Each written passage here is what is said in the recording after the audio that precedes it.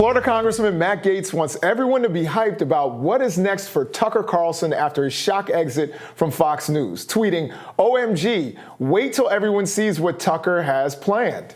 While we don't know what that is yet, Carlson's first statement after his exit from Fox News has garnered 57 million views in less than 24 hours.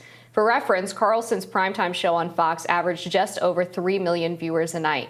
According to a new report in the New York Times, the day before Dominion Voting Systems' defamation trial against Fox was set to begin, the Fox board of directors made a startling discovery of, yes, more unseen text by Carlson about Fox management.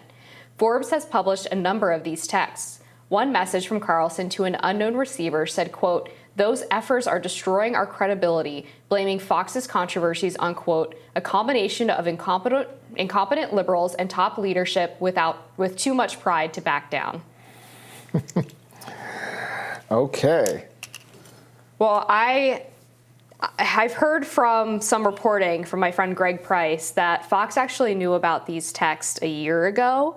And so I'm not sure how accurate this reporting is. It almost seems to me like Fox is maybe trying to leak out the reasons for Tucker's exit because people are really angry with them. But it's hard to know at this point what the real reason is because nobody will just outright tell us. Right. Again, this is the thing. Fox is absolutely afraid of its audience. We saw that after.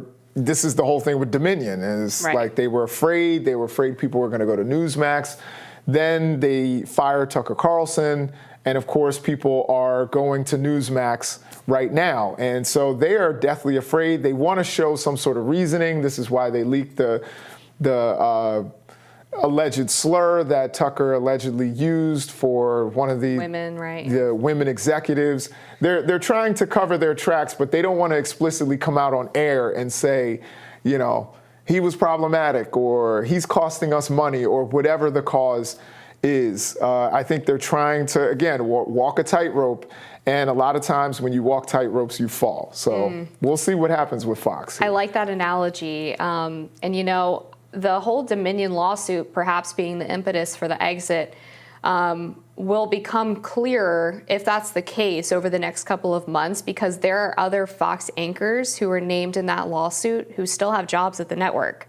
So It would be interesting if Tucker was the only person who was let go because of that, especially since he was the person who on air really pushed back on Sidney Powell's claim to have evidence of voter fraud. But I'm really interested to see what he does next. My best guess is that he does something independent, right? Because he has these personal studios in Florida and in Maine.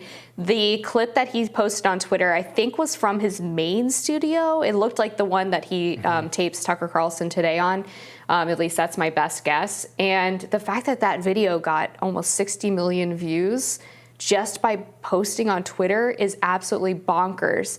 I don't know if you saw this too, but the Rumble CEO commented below his tweet with a heart emoji. So is Tucker going to start a new show and post on Rumble?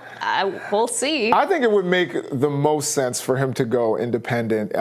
He obviously does not need to have another boss. Right. I don't think that works very well for Tucker. And we've seen that he can build a media company. He built the Daily Caller. He doesn't own it anymore, but he built that. So we know that he has the capability to do that. As you said, he's got the studios. There are many people in this business who would want to work, particularly on the right, who would love to work for Tucker Carlson. And he still has a whole lot of influence. He's got Matt Gaetz, who's in government, sitting there tweeting at him, or tweeting about him. So I think Tucker, from what I'm hearing, he's going to be sidelined for about 18 months. That's the reporting. He's getting $1.6 million a month. So he can, kind of stack some money up and build something really, really influential. And building your own thing isn't easy. We've seen O'Reilly building his own thing. And while I interviewed him and O'Reilly was like, yeah, I'm making tons more money than I did at Fox, I was like, really? Sure? We sure about that? You sure about that? But that's what he claims. And I don't think that his no spin news has really taken off.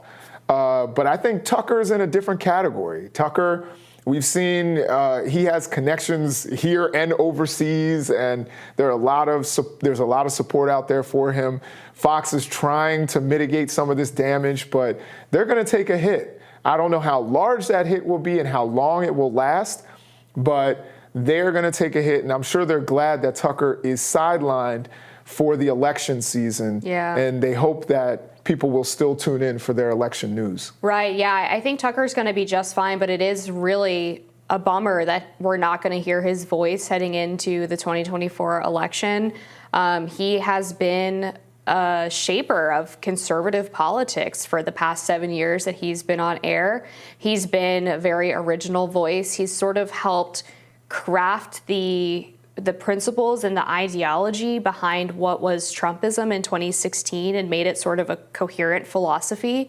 And he also covers stories that nobody else talks about. I mean, he has this pizza man on his show who tripped a would-be carjacker. He talks about the UFO reports that come out of the federal government. It was just such a unique angle for a cable news show, particularly one that was airing on prime time. So I think it's a shame that we're not going to have his voice.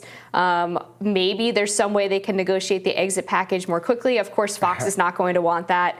And from the preliminary things that we've seen regarding the ratings, it looks like the typical ratings for Tucker's hour, the 8 p.m. hour, were maybe about half of what they normally would be this week. I think I heard 20%. They're down 20%. Down 20%, yeah. So either way, that's significant. That's huge for cable, and he's down significantly in that prime demographic, which is the 25 to 54 age range, which is the younger viewers.